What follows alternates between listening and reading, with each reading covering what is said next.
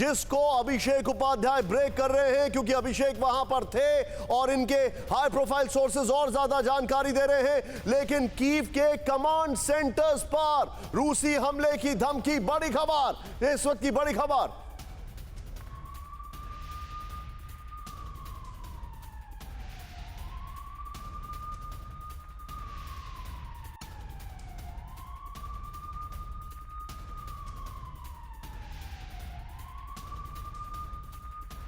अभी तक हमला नहीं किया, लेकिन आगे की गारंटी नहीं, रशियन डिफेंस मिनिस्ट्री ने कहा।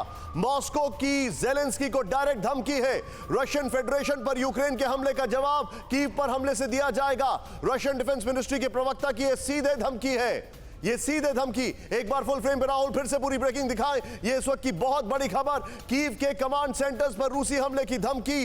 अभी तक हमला नहीं किया, लेकिन आगे की गारंटी नहीं है, रशियन डिफेंस मिलिट्री ने कहा है और मिनिस्ट्री ने कहा है। मॉस्को की ज़ेलेंस्की को डायरेक्ट धमकी है ये।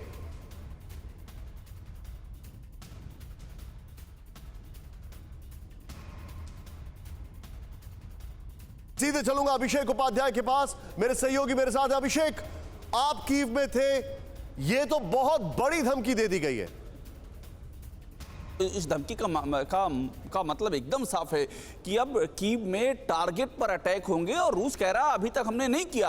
अभी तक हम कीव के आउटस्कर्ट्स में जो सैटेलाइट टाउन है वहां लड़ाई लड़ रहे थे, बूचा में, इरपिन में, होस्टोमल में, इवान कीव में, लेकिन हम कीव के अंदर हमने अटैक नहीं किया था और जानबूझ करके नहीं किया था। और अब कमांड सेंटर पर अटैक की जब वो बात कर रहे हैं तो आप समझ लीजिए जितने ही महत्वपूर्ण इंस्टॉलेशन है कीव के अंदर वो सब टारगेट पर हैं।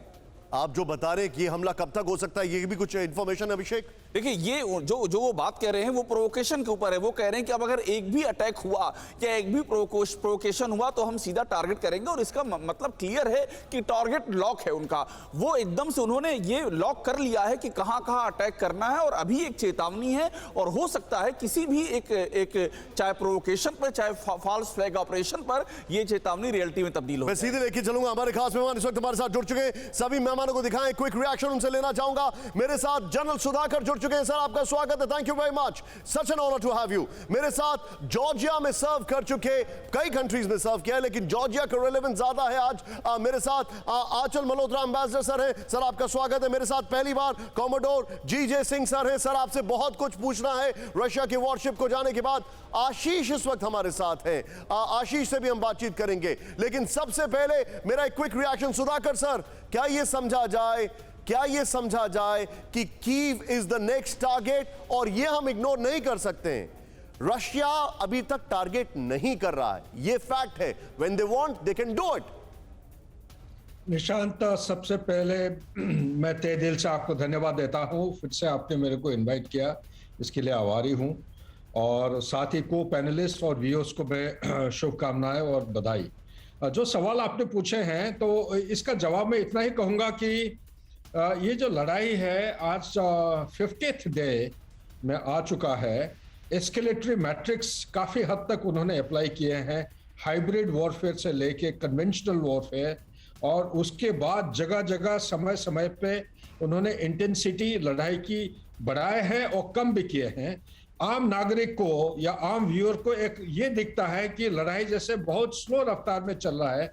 कल ही मेरे पास एक रशियन नैरेटिव का एक स्क्रिप्ट आके पड़ा है, उसको मैं रिसर्च कर रहा था। इससे काफ़ी अहम चीज़ें उभर के आ रहे हैं कि जो चीज़ हमें बहुत स्लो प्रोग्रेस लग रहा है, ये जानबूझ के उनका ऑपरेशनल प्लान जो है जानबूझ के रशियन कर रहे हैं।